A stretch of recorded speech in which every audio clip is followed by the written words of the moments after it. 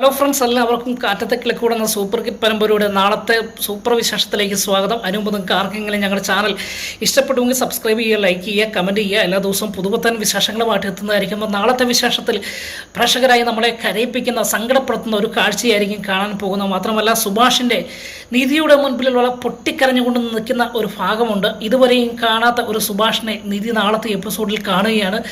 അങ്ങനെ എപ്പിസോഡ് ആരംഭിക്കുന്നത് സുഭാഷ് സുനന്ദയുടെ കഴുത്തിൽ താലി കെട്ടുവാൻ എല്ലാ തയ്യാറെടുപ്പുകളും പൂർത്തിയാക്കി. എന്നാൽ തൻ്റെ സുനന്ദയുടെ അമ്മയുടെയും അച്ഛൻ്റെയും വരവിന് ശേഷം സുഭാഷ് തൻ്റെ തീരുമാനത്തിൽ നിന്ന് പിന്മാറുകയും സുനന്ദയെ ഉപദേശിച്ച്, സുനന്ദയെ നമ്മൾക്കൊരിക്കലും ഒന്നിച്ച് ജീവിക്കുവാൻ കഴിയില്ല, അങ്ങനെ ജീവിച്ചാൽ നമ്മുടെ ജീവിതത്തിൽ സുഖകരമാകുന്നൊരു ജീവിതം നയിക്കാൻ കഴിയില്ല, ഒരുപാട് പേരുടെ കണ്ണുനീര് നമ്മുടെ ജീവിതത്തെ ബാധിക്കും, നമുക്ക് സന്തോഷം ഒരിക്കലും ഉണ്ടാകില്ല സുനന്ദേ, അതുകൊണ്ട് നിന്നെ എനിക്ക് താലി കെട്ടുവാൻ കഴിയില്ല എന്ന് പറയുമ്പോൾ സുനന്ദ ഞെട്ടിപ്പോവുകയാട്ടോ.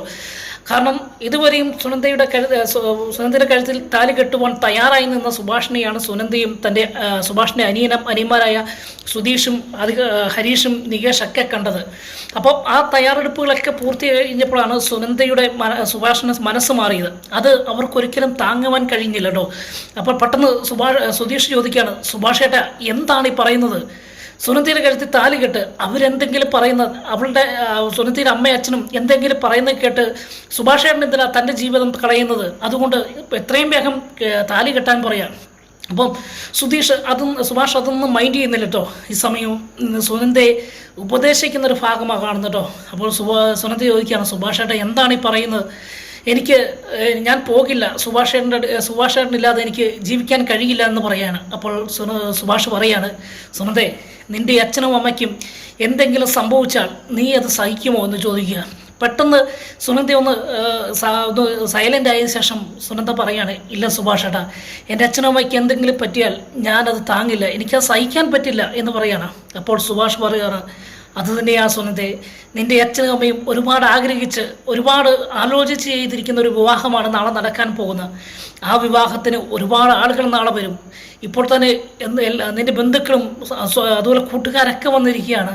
നാളെ നീ വിവാഹ മണ്ഡപത്തിൽ ഇല്ലാതെ വന്നാൽ നിൻ്റെ അച്ഛനും അമ്മയ്ക്ക് ഒന്ന് സഹിക്കാൻ പറ്റുമോ? അവരേൽക്കുന്ന അപമാനം അവർക്ക് താങ്ങാൻ കഴിയുമോ? അവർക്ക് എന്തെങ്കിലും സംഭവിച്ചാൽ നമ്മുടെ ജീവിതത്തിൽ എന്തെങ്കിലും നേടിയിട്ട് എന്തെങ്കിലും പ്രയോജനം ഉണ്ടാവുമോ എന്ന് ചോദിക്കുകയാണ്. അതുകൊണ്ട് നീ എത്രയും വേഗം നിൻ്റെ അച്ഛൻ്റെ അമ്മയുടെയും കൂടെ പോകണം. എനിക്ക് നിന്നെ താലി കെട്ടുവാൻ കഴിയില്ല, നമുക്ക് ഈ ജന്മത്തിൽ നമുക്കൊന്നിക്കുവാൻ യോഗമില്ല എന്ന് നമുക്ക് കരുതിയാൽ മതി സുനന്ദ എന്ന് പറയണം. അപ്പം സുനന്ദയ്ക്ക് മനസ്സിലായി സുഭാഷ് ഇനി തൻ്റെ കഴുത്തിൽ താലി കെട്ടില്ല എന്ന് മനസ്സിലായി. അപ്പോൾ മറുഭാഗത്ത് സുധീഷ് പറയാണ്, എൻ്റെ പൊന്നു ചേട്ടാ, അവർ പറയുന്ന നാടകത്തിന് ചേട്ടൻ എന്തിനാ കൂട്ടു നിൽക്കുന്നത്? സുഭാഷേട്ടൻ ഇപ്പം താലി കെട്ടാൻ പറയാണ്. അപ്പം ഭാസ്കരനും പറയുന്നുണ്ട്, എടാ നീ താലി കെട്ട്, അതിനുശേഷം ബാക്കി കാര്യം നോക്കാം എന്ന് പറയാണ്. നീ എന്തിനാടാ മറ്റുള്ളവരുടെ കാര്യം നോക്കുന്നത് എന്ന് ചോദിക്കുകയാണ്.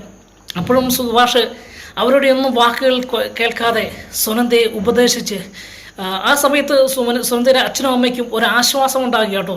തങ്ങളുടെ മോളെ തനിക്ക് തിരിച്ചു കിട്ടുന്നല്ലോ എന്നൊരു ആശ്വാസം ഉണ്ടാകുകയും കൈകൂപ്പി സൈഡിൽ നിന്ന് മാറി നിൽക്കുന്ന ഒരു ഭാഗം കാണാം കേട്ടോ. അപ്പം സുനന്ദ പറയാണ്, സുഭാഷേട്ടാ എനിക്ക് കഴിയില്ല സുഭാഷേട്ടാ എന്ന് പറയാണ്. അപ്പോൾ വീണ്ടും പറയുന്നുണ്ട്, ഇല്ല സുനന്ദേ, നീ പോകണം. നിൻ്റെ ജീവിതത്തിൽ ഇത് നാളെ നടക്കുന്ന വിവാഹം ഒരു നന്മയായിരിക്കും. നിൻ്റെ ജീവിതമാണ് എനിക്ക് ഏറ്റവും പ്രധാനം. നീ സന്തോഷത്തോടു കൂടി ജീവിക്കുന്നത് എനിക്ക് കാണണം. അതുകൊണ്ട് നീ പോകണം. ഞാൻ നിന്നെ ഒരിക്കലും താലി കെട്ടില്ല എന്ന് പറയുകയും ഒടുവിൽ സുനന്ദയ്ക്ക് മനസ്സിലായി സുഭാഷ് തൻ്റെ കഴുത്തിൽ താലി കെട്ടില്ല എന്ന് മനസ്സിലാക്കിയപ്പോൾ നിറകണ്ണുകളുമായി സുഭാഷിൻ്റെ മുൻപിലേക്ക് വന്നിട്ട് പറയാണ്, ശരി, ഞാൻ പോയിക്കൊള്ളാം സുഭാഷേട്ടാ, പക്ഷേ ഇനി ഒരിക്കലും സുഭാഷേട്ടൻ എന്നെ കാണില്ല എന്ന് പറയുകയും അങ്ങനെ നിറകണ്ണുകളുമായി അല്ലെങ്കിൽ പൊട്ടിക്കരഞ്ഞുകൊണ്ട് സുനന്ദ ആ പടിയിറങ്ങുന്ന ഒരു ഭാഗം നാളത്തെ എപ്പിസോഡിലുണ്ട് കേട്ടോ. അങ്ങനെ പെട്ടെന്ന് തന്നെ പോകുവാൻ തയ്യാറായ സുനന്ദയെ തൻ്റെ അമ്മ കൈക്ക് പിടിച്ച് വെളിയിലേക്ക് പോകുമ്പോൾ സുനന്ദയുടെ നോട്ടം തിരിഞ്ഞ് സുഭാഷേട്ടൻ ഒന്ന് വിളിച്ചിരുന്നെങ്കിൽ, അല്ലെങ്കിൽ സുഭാഷേട്ടൻ ഒന്ന് നിൽക്കടി എന്ന് പറഞ്ഞിരുന്നെങ്കിൽ, നിക്ക് സുനന്ദ എന്ന് പറഞ്ഞിരുന്നെങ്കിൽ കൊള്ളാമായിരുന്നു എന്ന് ഒരു പ്രതീക്ഷയോടു കൂടിയാണ് തിരിഞ്ഞ് നോക്കി സുനന്ദ പോകുന്നു കേട്ടോ. എപ്പോഴും സുഭാഷ് യാതൊരു ചലനവുമില്ലാതെ ഏത് പൊസിഷനിൽ നിന്നോ അതുപോലെ കയ്യും കെട്ടി നിൽക്കുന്ന സങ്കടം മനസ്സിൽ ഒതുക്കി തൻ്റെ വേദനകളെല്ലാം മനസ്സിലൊതുക്കി കടിച്ചമർത്തി നിൽക്കുന്ന സുഭാഷിനെ കാണാട്ടോ. അതിനുശേഷം സുനന്ദ വെളിയിലിറങ്ങി ആ നടയിറങ്ങി പോയതിനു ശേഷം സുഭാഷ് വേഗത്തിൽ അവിടെ നിന്ന് ആ പടിവാതിക്കലേക്ക് എത്തുകയും സുനന്ദയെ നോക്കി നിൽക്കുന്ന ഒരു സങ്കടകരമാകുന്ന കാഴ്ചയുണ്ട് കേട്ടോ. അപ്പോഴും സുനന്ദ തിരിഞ്ഞു നോക്കുന്നുണ്ട്. സുഭാഷ് ഏട്ടൻ വിളിക്കുമോ എന്നൊരു തിരിഞ്ഞു നോട്ടമുണ്ട്. പക്ഷെങ്കിൽ സുഭാഷ് തിരിച്ച് വിളിക്കുന്നില്ല. അങ്ങനെ ഈ സമയത്ത് പെട്ടെന്ന് സുധീഷും ഹരീഷും നികേഷും കൂടി വേഗത്തിൽ സുഭാഷിൻ്റെ അടുക്കൽ വന്നിട്ട് പറയാണ്, സുഭാഷേട്ടൻ എന്തൊരു മണ്ടനാ സുഭാഷേട്ടാ, ഇത്രയും നല്ലൊരു അവസരം കിട്ടിയിട്ട് സുനന്ദയെ താലി കെട്ടുവാൻ ഇത്രയും നല്ലൊരു അവസരം കിട്ടിയിട്ട് കളഞ്ഞു കുടിച്ചല്ലോ എന്ന് പറയാണ്. അപ്പം സുഭാഷ് പറയാണ്, അത് നടക്കില്ലടാ, അത് നടക്കാൻ പാടില്ല എന്ന് പറയാണ്. അപ്പോൾ പെട്ടെന്ന് ഹരീഷും ശബ്ദം ഉയർത്തു കേട്ടോ. ഹരീഷും പറയാണ്, പിന്നെ ചേട്ടാ എന്താണ് ഈ കാണിച്ചത്, എന്തിനാണ് പിന്നെ ഈ വേഷം കിട്ടിയത്? ആ സുനന്ദ കഴിഞ്ഞ പ്രാവശ്യമൊക്കെ നമ്മൾ അമ്പലത്തിൽ പോയപ്പോഴും സുനന്ദ വരുമെന്നൊരു പ്രതീക്ഷയോട് കൂടിയിരുന്നു. എന്നാൽ സുനന്ദ വന്നില്ല. അത് അവരുടെ കുറ്റമാണ് എന്ന് നമുക്ക് ധരിക്കാം. പക്ഷെങ്കിൽ ഇപ്പോൾ ചെയ്തത് സുഭാഷേട്ടനെ തെറ്റല്ലേ? ഇനി ഒരു അവസരം കിട്ടുമോ സുഭാഷേട്ടനെ സുനന്ദയെ സ്വന്തമാക്കുവാൻ എന്ന് പറയാണ്. അപ്പോൾ ഇതുവരെയും മിണ്ടാതിരുന്ന നികേഷൻ പറയാണ് അപ്പോൾ ഈ നികേഷ് ഇങ്ങനെ പറഞ്ഞപ്പോൾ പറയുന്നുണ്ട്, ഇല്ല, അവളുടെ ജീവിതമാണ് ഏറ്റവും പ്രധാനം. അവളുടെ ജീവിതം അവൾക്ക് നല്ലൊരു ഭാവിയാണ് വരും ദിവസങ്ങളിൽ ഭാവിയാണ് അവൾക്ക് കിട്ടാൻ പോകുന്നത്. അതുപോലെ അത് നോക്കിയാൽ പോരെ. നമ്മുടെ ഇങ്ങോട്ട് ഞാൻ വിവാഹം കഴിച്ചു വന്നു കഴിഞ്ഞാൽ അവർക്ക് സന്തോഷമുണ്ടാകുമോ? അവൾക്ക് അതുകൊണ്ട് എന്തെങ്കിലും പ്രയോജനമുണ്ടാകുമോ? ഇല്ല. അതുകൊണ്ട് അവൾക്ക് നല്ലൊരു ജീവിതം ഉണ്ടാകട്ടെ, അതിനുവേണ്ടി ഞാൻ പ്രാർത്ഥിക്കുകയാണ് ചെയ്യുന്നത് എന്ന് പറയണം. അപ്പോൾ പെട്ടെന്ന് നികേഷ് വന്നിട്ട് പറയാ, എന്നാൽ സുഭാഷേട്ടൻ പോയി കരഞ്ഞുകൊണ്ട് പോയി അവൾക്ക് വേണ്ടി പ്രാർത്ഥിക്കാൻ പറഞ്ഞ് കളിയാക്കുകയും ചെയ്യുന്ന ഒരു ഭാഗമൊക്കെ നാളത്തെ എപ്പിസോഡിലുണ്ട്. അങ്ങനെ പെട്ടെന്ന് സുഭാഷ് അകത്തേക്ക് പോവുകയും അകത്ത് ചെന്ന് വിഷമത്തോടു കൂടി ഇരിക്കുന്ന ഒരു കാഴ്ചയുമുണ്ട്. ആ സമയത്ത് തന്നെ സുനന്ദയുടെ വീട്ടിൽ സുനന്ദ ചെന്ന മുറിയിൽ കയറിയതിന് ശേഷം പൊട്ടിക്കരഞ്ഞുകൊണ്ട് നിൽക്കുമ്പോൾ സുനന്ദയുടെ അമ്മയുടെ ആ ഭാവവും രൂപവും ഒക്കെ മാറുന്നുണ്ട്. അവിടെ സുഭാഷിൻ്റെ മുൻപിൽ പൊട്ടിക്കരഞ്ഞ സുനന്ദയുടെ അമ്മ സുനന്ദയോട് ചോദിക്കുകയാണ്, നിനക്ക് വിവരമുണ്ടോടി, നിനക്ക് നന്ദിയുണ്ടോടി എന്ന് ചോദിച്ച് സുനന്ദയെ വഴക്ക് പറയുകയും ഈ സമയത്ത് പെട്ടെന്ന് സുനന്ദയുടെ അച്ഛൻ ഓടിച്ചെന്ന് സുനന്ദയുടെ കാൽക്കൽ വീഴാൻ തുടങ്ങുന്ന ഒരു ഭാഗമുണ്ട് കേട്ടോ. അപ്പോൾ പെട്ടെന്ന് സുനന്ദ തൻ്റെ അച്ഛൻ കാല് പിടിക്കുവാൻ ശ്രമിച്ചപ്പോൾ പിന്മാറുകയും എന്താണ് അച്ഛാ കാണിക്കുന്നതെന്ന് ചോദിക്കുകയാണ്. നീ എൻ്റെ ജീവിതം, നീ എൻ്റെ മാനമാണ് രക്ഷിച്ചത്. ഇന്ന് നീ വന്നില്ലായിരുന്നെങ്കിൽ ഞങ്ങൾ ഈ മുറിയിൽ കിടന്ന് ജീവിതം അവസാനിപ്പിച്ചേണമെന്ന് പറയുകയും അങ്ങനെ നീ എൻ്റെ മാനം രക്ഷിച്ച് എന്ന് പറഞ്ഞ് നന്ദിപൂർവ്വം സുനന്ദയുടെ മുൻപിൽ നിൽക്കുന്ന തൻ്റെ അച്ഛനെയൊക്കെ നാളത്തെ എപ്പിസോഡിൽ കാണാം. അതിനുശേഷം കാണുന്നത് പിറ്റേ ദിവസം പാട്ടും മേളവും ഒക്കെ ആയിട്ട് വിവാഹ ദിവസമായി. അങ്ങനെ സുനന്ദയുടെ വീട്ടിലെ ആരവങ്ങൾ, ആ കല്യാണത്തിൻ്റെ ആരവങ്ങളൊക്കെ നമ്മുടെ സുഭാഷിൻ്റെ അച്ഛൻ ഭാസ്കരൻ കേൾക്കുക. അപ്പോൾ ഭാസ്കരൻ എന്നും പോകുന്നവിടെ കടയിൽ പോയിട്ടാണ് വരുമ്പോഴാണ് ഈ ശബ്ദകോലാഹലങ്ങളൊക്കെ കേൾക്കുന്നത്. അപ്പോൾ സൈക്കിൾ അവിടെ വെച്ചിട്ട് തന്നെ ഭാസ്കരൻ പറഞ്ഞോട് വരും, എന്തൊരു മേളമാണ് ഇവിടെ, ഇങ്ങും ആരും കല്യാണം കഴിക്കാത്ത പോലെ അല്ലെങ്കിൽ കല്യാണം നടത്താത്ത പോലെയാണ് അവൻ്റെയൊക്കെ ഒരു അഹങ്കാരം എന്നൊക്കെ പറഞ്ഞ് അകത്തേക്ക് വരികയും അപ്പോൾ ആ സമയത്ത് സുഭാഷിൻ്റെ വീട്ടിൽ എല്ലാവരും സങ്കടത്തോടു കൂടി സുഭാഷിൻ്റെ കാര്യം ഓർത്ത് ദുഃഖിച്ച് എല്ലാവരും നാല് മൂലയിൽ പോയി ഇരിക്കുന്നൊരു ഭാഗമുണ്ട് കേട്ടോ. അപ്പോൾ സുഭാഷ് തൻ്റെ പണി ഡ്രസ്സൊക്കെ ഒരുക്കി അവിടെ ഇരിക്കുന്നൊരു ഭാഗമുണ്ട്. അപ്പോൾ സുഭാഷിനോട് ആരും മിണ്ടുന്നില്ല, പറഞ്ഞ് മിണ്ടിയിട്ടും കാര്യമില്ല. കാരണം സുഭാഷിനോട് എന്താണ് പറയേണ്ടതെന്നൊന്നും അറിയാതെ എല്ലാവരും സുഭാഷിൻ്റെ മുഖത്തൊക്കെ നോക്കി സുഭാഷ് ചേട്ടൻ ചെയ്യുന്ന കാര്യങ്ങളൊക്കെ നോക്കി ഇങ്ങനെ ഇരിക്കുകയാണ്. അപ്പോഴാണ് ഭാസ്കരൻ കയറി വരുന്നത്. ഭാസ്കരൻ കയറി വന്നിട്ട് എല്ലാവരോടുമായിട്ട് പറയാണ്, നാട് മൊത്തം അടച്ചാ വിളിച്ചിരിക്കുന്ന കല്യാണം. മാത്രമല്ല ആ ചായക്കടക്കാരൻ പോലും ഇന്ന് കടയടച്ച് കല്യാണത്തിന് പോയിരിക്കുകയാണ്. നാട് മൊത്തം വിളിച്ച് ഘോഷിച്ച് കല്യാണം നടത്തിയിട്ട് നമ്മളോടൊന്നും പറഞ്ഞു പോലുമില്ല. പക്ഷെങ്കിലൊരു കാര്യമുണ്ട്, അപ്പം നാട്ടുകാർക്ക് അറിയത്തില്ലല്ലോ, കല്യാണം നടക്കുന്നതിന് തലേയൊരു രാത്രിയിൽ അവളുടെ മോള്, അപ്പം ഭാസ്കരൻ തൻ്റെ അനിയത്തിയോടാണ് ദേഷ്യം വന്നുള്ളൂ. അവളുടെ മോള് നമ്മുടെ വീട്ടിൽ കയറി വന്ന സുഭാഷിനെ അന്വേഷിച്ച് കയറി വന്നതെന്നും അവർക്കറിയില്ലല്ലോ എന്ന് പറയുകയാണ് കേട്ടോ. ഈ സമയത്ത് പെട്ടെന്ന് നികേഷ് പറയാണ്, നിങ്ങളുടെ സഹോദരിയല്ലേ, നിങ്ങൾക്ക് പോയി ആ വിവാഹം അല്ലെങ്കിൽ അവരോട് സംസാരിച്ച് ആ സുനന്ദയെ സുഭാഷേട്ടന് കെട്ടിച്ചു കൊടുക്കത്തില്ലായിരുന്നു എന്ന് ഒരു കളിയാക്കി ഒരു ചോദ്യം ചോദിക്കുന്നുണ്ട് കേട്ടോ. ഈ സമയത്ത് സുധീഷ് പറയാണ്, നിനക്ക് വല്ല കാര്യമുണ്ടോ, അയാളോട് പറയേണ്ട വല്ല കാര്യമുണ്ടോ, അതൊന്നും നടക്കുന്ന കാര്യമല്ല എന്ന് പറയുക. ഈ സമയത്ത് സുഭാഷ് പറയാണ്, എടാ മിണ്ടാതിരിക്കടാ, ആ കാര്യം കഴിഞ്ഞതല്ലേ, ഇനി എന്തിനാണ് നിങ്ങൾ ആ കല്യാണത്തെക്കുറിച്ച് പറയുന്നത് സംസാരിക്കുന്നതെന്ന് ചോദിക്കുക കേട്ടോ. അപ്പം സുഭാഷിനെ ഭാസ്കരനും കളിയാക്കുന്ന ഒരു ഭാഗമൊക്കെ ഉണ്ട് നാളത്തെ എപ്പിസോഡിൽ. അങ്ങനെ അതിനിടയിലും വീണ്ടും ഈ ഭാസ്കരൻ വന്നതിന് ശേഷം വീണ്ടും സുഭാഷിനോട് തൻ്റെ അനിയന്മാർ സംസാരിക്കാൻ തുടങ്ങിയാണ്. സുഭാഷിനോട് നമ്മുടെ സുധീഷ് പറയാട്ടോ, സുഭാഷേട്ട ഇനിയും സമയം പോയിട്ടില്ല, വിവാഹത്തിനുള്ള മുഹൂർത്തമായിട്ടില്ല, ഇനിയെങ്കിലും സുഭാഷേട്ടൻ സുനന്ദയുടെ മുൻപിൽ ചെന്നാൽ സുനന്ദ സുഭാഷേട്ടനും കൂടെ ഇറങ്ങി വരും എന്ന് ഒന്ന് ശ്രമിക്കും സുഭാഷേട്ട എന്ന് പറയുകയാണ്. അപ്പോൾ സുഭാഷ് പറയാണ്, എടാ നീ കാര്യം വിട്, അവളുടെ ജീവിതമാണ് പ്രധാനം. അവിടെ ഇന്ന് നടക്കാൻ പോകുന്ന കല്യാണം അവളുടെ ജീവിതത്തിൽ ഒരുപാട് നേട്ടങ്ങളുണ്ടാകും. അതുകൊണ്ട് ഇനിയൊരു കാര്യം, ഈ കല്യാണത്തെക്കുറിച്ച് ഒരൊറ്റ അക്ഷരം ആരും മിണ്ടിയേക്കരുതെന്ന് പറയുക. അപ്പോൾ എല്ലാവരും ആ സമയത്ത് തന്നെ ഹരീഷും മുകേഷും ഒക്കെ സുഭാഷേട്ട ശരിയാണ്, സുധീഷേട്ടൻ പറഞ്ഞ് ശരിയാണ്, വിവാഹത്തിനുള്ള മുഹൂർത്തം പോലുമായില്ല, സുഭാഷേട്ടൻ ഒന്ന് ചെന്നാൽ മതി, ആ ഭാഗത്തേക്കൊന്ന് ചെന്നാൽ, കല്യാണ മണ്ഡപത്തിൻ്റെ അടുത്തേക്കൊന്ന് ചെന്നാൽ മതി, സ്വന്തം സുഭാഷേട്ടൻ്റെ കൂടി ഇറങ്ങി വരും സുഭാഷേട്ട എന്ന് പറയാണ്. ഞങ്ങളതിന് എന്ത് റിസ്ക്കും എടുക്കാൻ തയ്യാറാണ് എന്ന് 3 പേരും സുധീഷും ഹരീഷും നികേഷും പറയാണ്.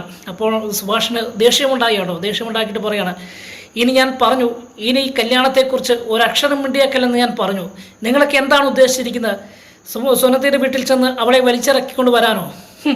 നിനക്കൊക്കെ എങ്ങനെ പറയാൻ തോന്നുക എന്ന് ചോദിക്കുക കേട്ടോ. അങ്ങനെ തോന്നിട്ട് അതുകൊണ്ട് ഇനി ഈ കല്യാണത്തെക്കുറിച്ച് ഒരക്ഷരം എന്നോട് മിണ്ടുകയോ പറയുകയോ ചെയ്യില്ല, എനിക്ക് ജോലിയുണ്ട്, ഞാൻ പോവുകയാണ് എന്ന് പറഞ്ഞ് പെട്ടെന്ന് സുഭാഷ് അകത്ത് പോയി തൻ്റെ പണി ഡ്രസ്സും എടുത്ത് പണി സൈറ്റിലേക്ക് പോകുന്നൊരു കാഴ്ചയുണ്ട് കേട്ടോ. ഈ സമയത്ത് എല്ലാവർക്കും മനസ്സിലായി സുഭാഷിന് സങ്കടം സഹിക്കാൻ വയ്യാത്തതുകൊണ്ടാണ് അവിടുന്ന് ഇറങ്ങിപ്പോയതെന്നും എന്നൊക്കെ മനസ്സിലായി. അതിനുശേഷം സുഭാഷിനെ കാണുന്നത് കല്യാണ വീടിൻ്റെ അല്ലെങ്കിൽ സുനന്ദര വീടിൻ്റെ മുൻപിൽ കൂടെയാണ് സുഭാഷ് ജോലി സ്ഥലത്തേക്ക് പോകുന്നത്. ഈ സമയത്ത് തൻ്റെ സുനന്ദയുടെയും പുതിയ മണവാളൻ്റെയും സുനന്ദ വിവാഹം കഴിക്കാൻ പോകുന്ന ആ ചെറുക്കൻ്റെയും കല്യാണ ഫോട്ടോയൊക്കെ കണ്ടിങ്ങനെ നിൽക്കുകയാണ്. അപ്പം പോകുന്ന വഴി കാണുകയാട്ടോ. ഈ സമയത്ത് സുനന്ദയുടെ അച്ഛൻ അവിടെ നിൽക്കുന്നുണ്ട്, വെളിയിൽ എല്ലാവരെയും സ്വീകരിച്ചുകൊണ്ട് നിൽക്കുക. അപ്പോൾ സുഭാഷിനെ കണ്ടപ്പോൾ ഒന്നും ഞെട്ടുക, ദൈവമേ ഇവൻ വീണ്ടും സുനന്ദയെ കാണാൻ വേണ്ടി വന്നതാണോ എന്നൊക്കെ അതിശയിച്ച് നിൽക്കുന്ന ഒരു ഭാഗമുണ്ട് കേട്ടോ. എന്നാൽ സുഭാഷ് ആളുകളൊക്കെ വരുന്നത് കണ്ട് സുനന്ദയുടെ അച്ഛനെയും കണ്ട് ആ വഴി പോകാതെ വേറൊരു വഴിയിലേക്ക് പണി സൈറ്റിലേക്ക് പോവുകയും അങ്ങനെ പണി സൈറ്റിൽ ചെന്ന് അവളെ കാണിക്കുന്ന കോപ്രായങ്ങൾ വളരെ സങ്കടകരമാണ്. കാരണം സമനില തെറ്റിപ്പോയ ഒരു സുഭാഷിനെയാണ് കാണുന്നത്. അങ്ങനെ പതിവ് പോലെ ചെയ്യുന്ന പല ജോലികളും അലങ്കോലമായി ചെയ്യും, ശ്രദ്ധയില്ലാതെ ചെയ്യും. ഇത് കണ്ട് സുഭാഷിൻ്റെ ഒരു പണിക്കാരനുണ്ടല്ലോ ദുബായ്, സുഭാഷേട്ടനോട് വന്ന് ചോദിക്കുകയാണ്, എന്താണ് സുഭാഷേട്ടെ കാണിക്കുന്നത്, എന്ത് പറ്റിയെന്ന് ചോദിക്കുകയാണ്. സുഭാഷേട്ടൻ എന്തെങ്കിലും വയ്യായ്ക ഉണ്ടെങ്കിൽ അവിടെ പോയി റെസ്റ്റ് ചെയ്യാൻ പറയാം. അപ്പോൾ പറയാണ്, എടാ ഒന്നുമില്ല എന്ന് പറയാണ്. ഈ സമയത്ത് സുഭാഷിൻ്റെ വായെന്ന് അറിയാതെ പറയാണ്, എടാ സമയം എത്രയായെന്ന് ചോദിക്കുകയാണ്. അപ്പോൾ ഇത്ര സമയമായി എന്ന് ഈ ബായി പറയുമ്പോൾ, ഇപ്പോൾ വിവാഹത്തിനുള്ള താലികെട്ടിന് മുമ്പുള്ള ചടങ്ങുകളൊക്കെ അവസാനിച്ച് ഇനി താലികെട്ടാണ് എന്ന് പറയുകയാണ്. അപ്പോൾ ബായിക്കൊന്നും മനസ്സിലായില്ല കേട്ടോ. അപ്പോൾ സുഭാഷിൻ്റെ മനസ്സിൽ സുനന്ദയുടെ കരുത്തിൽ മറ്റൊരാൾ താലി കെട്ടുന്ന കാര്യങ്ങളെക്കുറിച്ചും അതിനു മുമ്പുള്ള തയ്യാറെടുപ്പുകളും സുനന്ദയുടെ മുഖവുമൊക്കെ ഇങ്ങനെ മനസ്സിലേക്ക് നിറഞ്ഞു വരികയാണ്. അപ്പോൾ പെട്ടെന്ന് ബായി ചോദിക്കുകയാണ്, എന്താണ് സുഭാഷേട്ടാ ഈ പറയുന്നതെന്ന് ചോദിക്കുകയാണ്. അല്ല ഞാൻ കല്യാണത്തിൻ്റെ കാര്യം ഇങ്ങനെ ഓർത്തുകൊണ്ട് പറഞ്ഞതാണ് എന്ന് പറയാണ്. അപ്പോൾ പെട്ടെന്ന് ചോദിക്കുകയാണ്, സുഭാഷേട്ടൻ ഇപ്പോൾ എന്താ കാണിച്ചുകൊണ്ടിരിക്കുന്നത് എന്ന് ചോദിക്കുകയാണ്. അപ്പോഴാണ് സുഭാഷ് തൻ്റെ ജോലി ചെയ്തുകൊണ്ടിരുന്ന സ്ഥലത്തേക്ക് നോക്കിയപ്പം താൻ പതിവ് പോലെ ചെയ്യുന്ന ആ ജോലി വളരെ അലങ്കോലമായി കിടക്കുന്ന ഒരു കാഴ്ച കാണുകയും പെട്ടെന്ന് അയ്യോടാ ഞാൻ ശ്രദ്ധിച്ചില്ല, നീ ഇതൊന്ന് ക്ലിയർ ചെയ്യാൻ പറഞ്ഞ് ആ ബായിയെ തൻ്റെ ജോലി ഏൽപ്പിച്ചതിന് ശേഷം താൻ ആ നടക്കൽ പോയി, അല്ലെങ്കിൽ ആ ജോലി ഒരു വീട് പണി നടക്കുക കേട്ടോ, ആ വീടിൻ്റെ ഒരു സൈഡിൽ പോയി ഇരിക്കുകയും ഈ സമയത്ത് പെട്ടെന്ന് ആദ്യം ഹരീഷ് സുഭാഷേട്ടൻ്റെ പണി സൈറ്റിലേക്ക് വരും കേട്ടോ. അപ്പോൾ പെട്ടെന്ന് സുഭാഷേട്ടൻ അവിടെ ഇരിക്കുന്നത് ഇങ്ങനെ ചിന്തിച്ചിരിക്കുന്ന ഒരു കാഴ്ചയാണ് ഹരീഷ് കാണുന്നത്. അടുത്ത് ചെന്ന് ബായിയെ കാണുക, ബായിയോട് ചോദിച്ച് സുഭാഷേട്ടൻ എന്തെങ്കിലും ചോദിക്കുക. അപ്പോൾ അകത്ത് ജോലി സ്ഥലത്ത് ഇരിപ്പുണ്ടെന്ന് പറയും. പെട്ടെന്ന് അകത്തേക്ക് ചെല്ലുമ്പോൾ ദുഃഖിച്ചിരിക്കുന്ന സുഭാഷിനെയാണ് ഹരീഷ് കാണുന്നത്.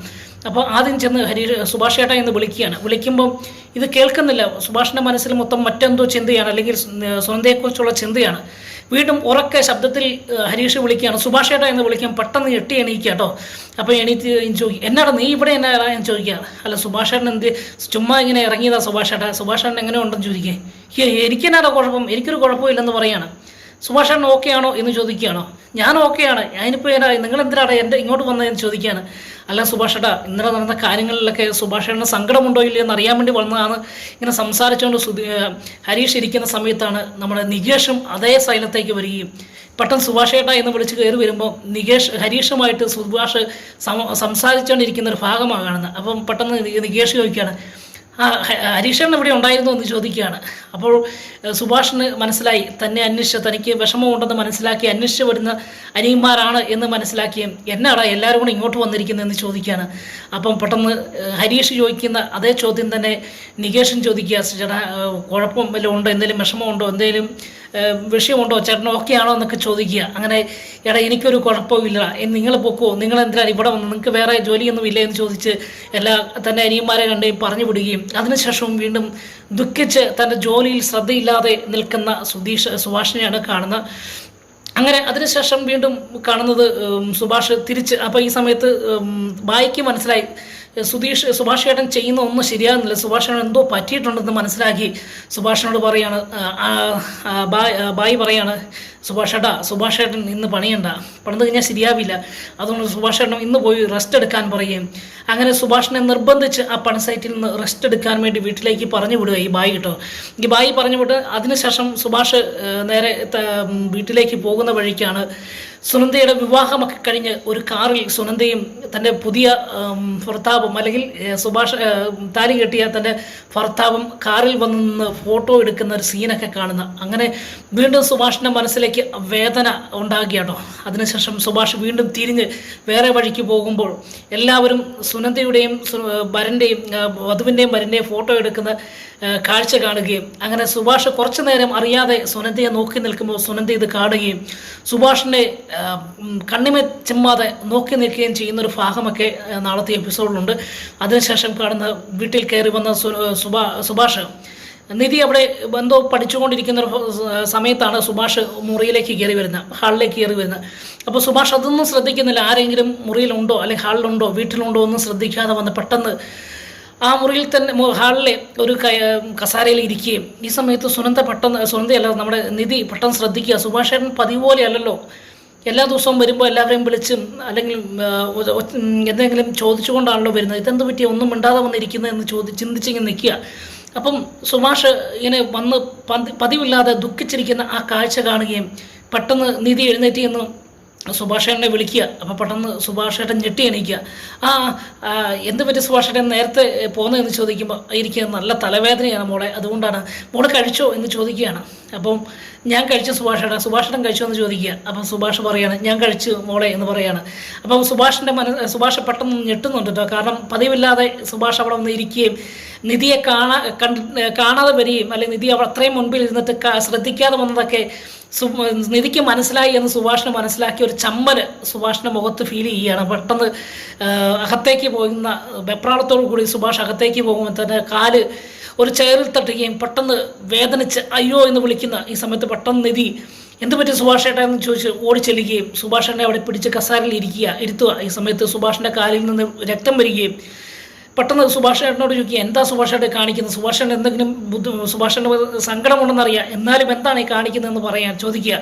അപ്പോൾ സുഭാഷ് പറയാണ് ഇല്ല മോളെ എനിക്ക് കുഴപ്പമില്ല, ഞാൻ അറിയാതെ അകത്തേക്ക് പോയപ്പം ശ്രദ്ധിക്കാതെ പറ്റിപ്പോയതാണ്, സാരമില്ല ഇപ്പം മാറിക്കോളും എന്ന് പറയാം. അപ്പോൾ പെട്ടെന്ന് നിധി സുഭാഷിൻ്റെ കാലിൽ നോക്കുമ്പോൾ രക്തം ഒഴുകുകയാണ്. പെട്ടെന്ന് സുഭാഷിനോട് ചോദിക്കുക സുഭാഷിൻ്റെ സാരമില്ല എല്ലാം സഹിക്കണം, എന്തായാലും വിഷമിച്ചിട്ടൊന്നും കാര്യമില്ല, സുഭാഷൻ പഴയ രീതിയിലേക്ക് വരണമെന്നൊക്കെ പറഞ്ഞ് നിധി ഉപദേശിക്കുമ്പോൾ സുഭാഷ് ആദ്യമായിട്ട് നിധിയുടെ മുൻപിൽ പൊട്ടിക്കരയുമ്പോൾ സുഭാഷിൻ്റെ കയ്യിൽ നമ്മുടെ നിധി കയറി പിടിക്കുകയും ആശ്വസിപ്പിക്കുകയും ചെയ്യുന്ന ഒരു കാഴ്ചയൊക്കെ ഉണ്ട്. അങ്ങനെ ആ ചെയറിലിരിക്കുന്ന സുഭാഷിൻ്റെ മുൻപിൽ നിധി സുഭാഷേട്ടനെ ആശ്വസിപ്പിച്ചുകൊണ്ട് തൻ്റെ കയ്യിൽ തലോടിക്കൊണ്ട് ഇരിക്കുന്ന ഒരു മനോഹരമാകുന്ന കാഴ്ചയൊക്കെ നാളത്തെ എപ്പിസോഡിലുണ്ട്. വീണ്ടും അടുത്ത ദിവസത്തെ എപ്പിസോഡുമായി കാണും വരെ എല്ലാവർക്കും ഗുഡ് ബൈ.